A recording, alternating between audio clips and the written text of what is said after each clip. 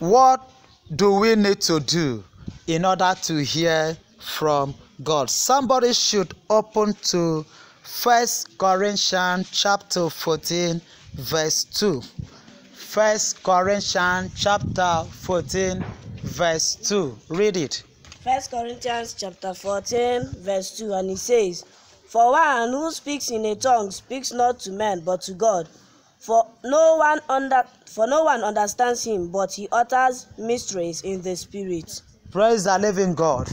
So if you want God to speak to you, then you must speak to God in spirit. That is to pray in another tongue. People call it speaking in tongues or praying in tongues. When you pray in tongues, you don't understand what you are saying. You are talking to God. As you are talking to God, you give yourself the opportunity to hear from God. Because you are praying in tongues, the Spirit of God will lay something inside your mind. Am I talking to somebody? If you pray in tongues, you are indirectly getting yourself set to hear from God. Remember, praying means talking to God. When you talk to someone, you need to listen to the person. Next time, to hear the voice of God, start praying in tongues.